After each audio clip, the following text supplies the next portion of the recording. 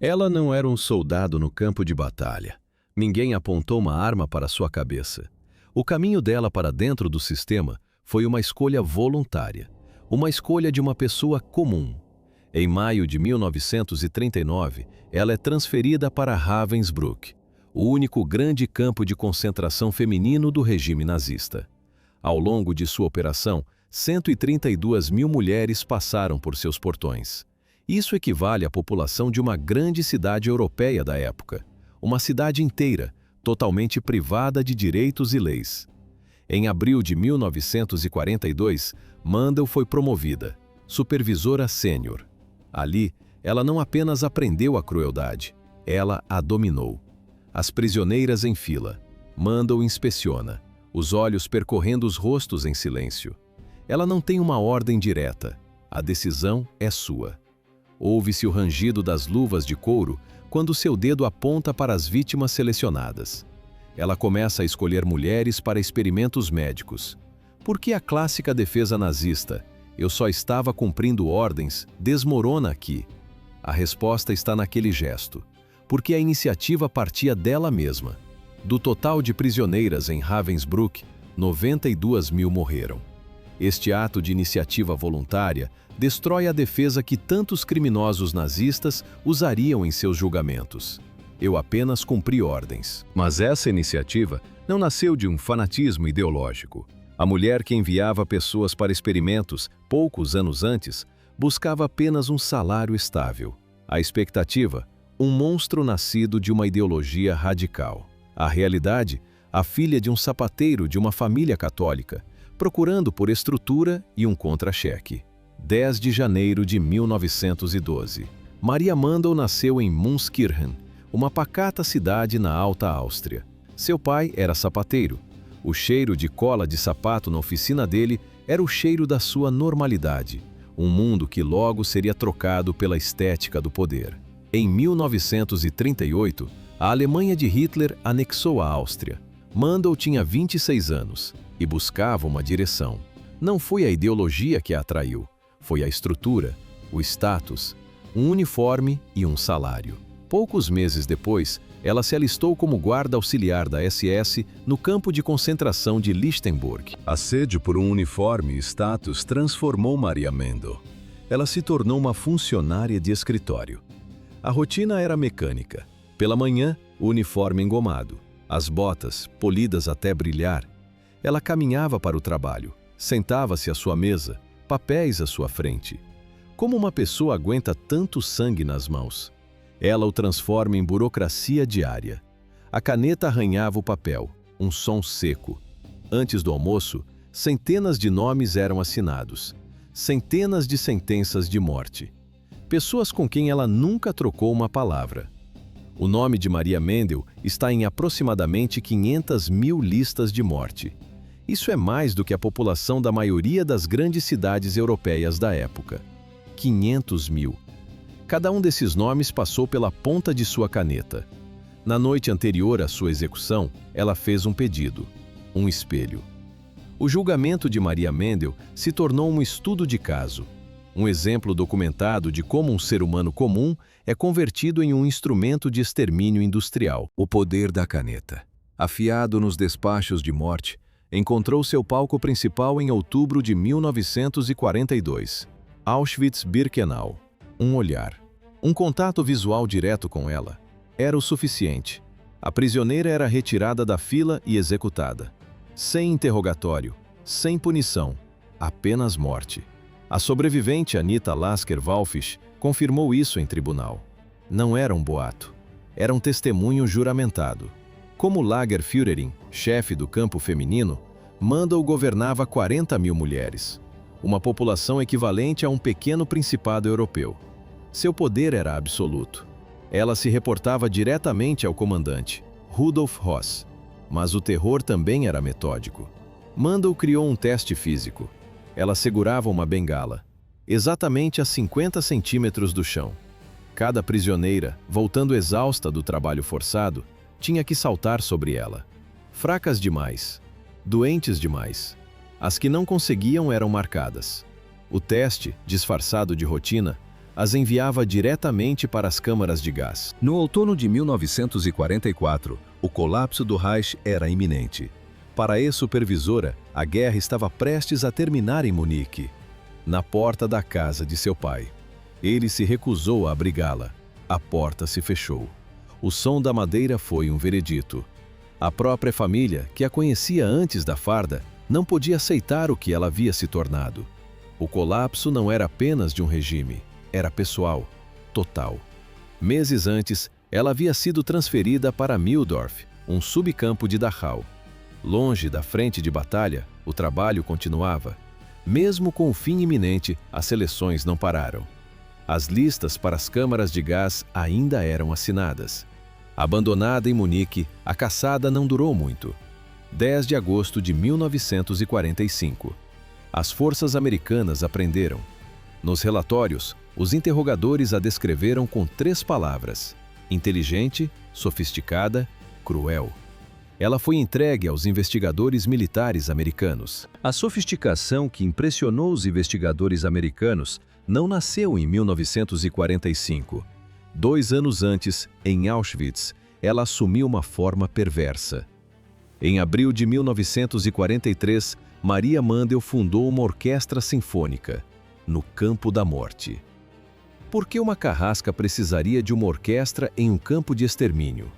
Não por misericórdia, mas para criar a ilusão de sua própria civilidade.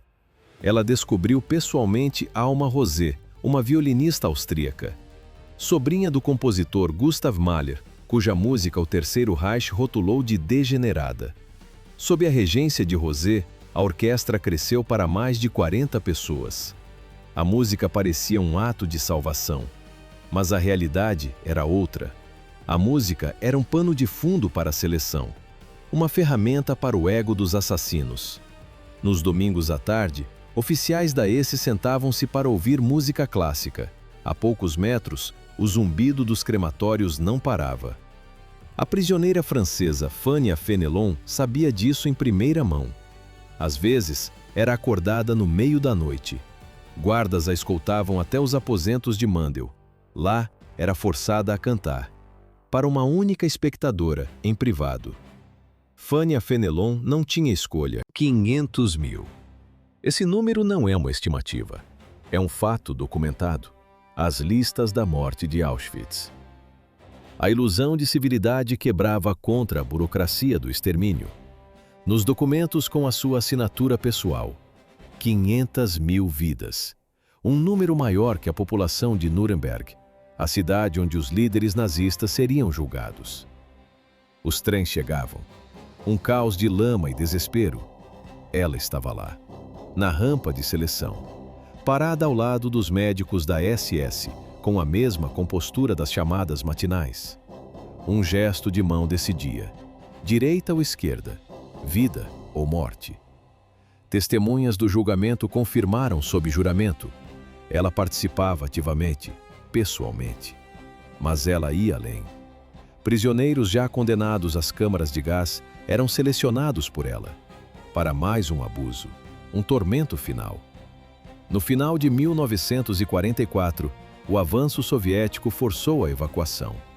O veredito do Tribunal Nacional Supremo da Polônia registrou sua crueldade excepcional. 3 anos depois, em 1947, os prisioneiros que ela classificou na rampa se tornaram seus acusadores. O julgamento começou em Cracóvia, 24 de novembro. No banco dos réus, 44 funcionários da SS Mandel. Era uma de apenas 5 mulheres. Sua estratégia inicial: negação total. Como quebrar uma defesa construída sobre a negação? Com dezenas de testemunhos de sobreviventes. Relatos que coincidiam nos mínimos detalhes. Um por um, eles subiram ao tribunal. Eles a nomearam.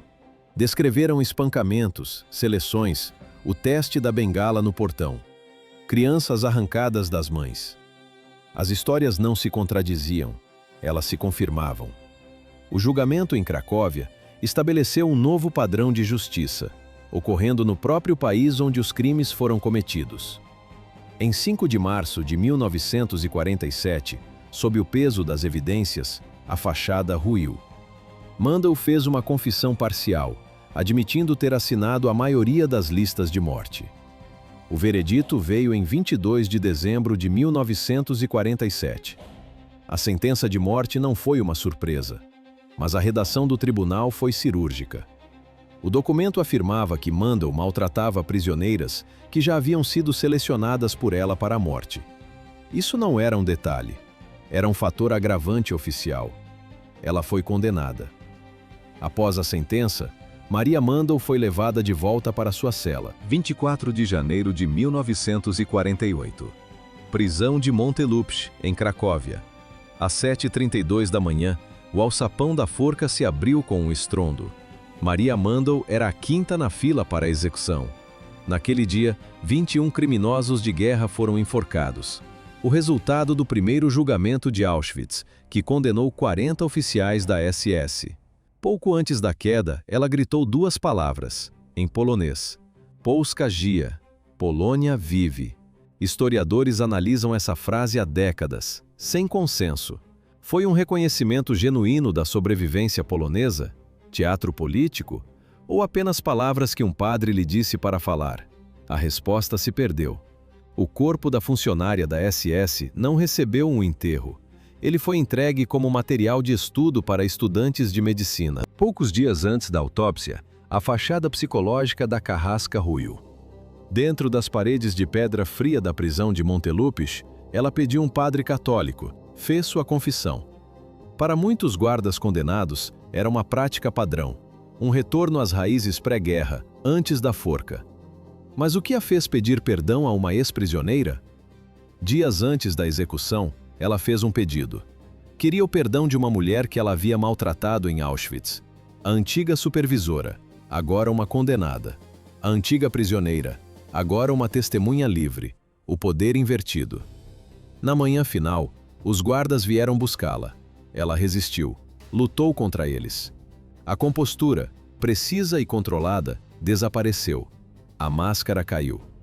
A resposta da prisioneira não foi registrada nos documentos históricos. Enquanto os restos mortais da carrasca se tornavam material de estudo anônimo na Universidade de Cracóvia, a vida de suas vítimas continuava. Para ela, não houve funeral, nenhuma lápide, nenhuma cerimônia. Seu nome foi apagado da história. Mas a Orquestra Feminina de Auschwitz sobreviveu. Suas integrantes publicaram memórias, deram testemunhos. Elas retornaram aos memoriais para tocar, transformando o som em um ato de resistência. Anita Lasker-Wallfisch era uma delas, a violoncelista. Ela testemunhou nos processos de Belsen e, por décadas, tocou na orquestra de câmara inglesa, levando sua música a palcos mundiais. A música, que o sistema usou como arma, tornou-se a prova do crime, a evidência que sobreviveu à executora.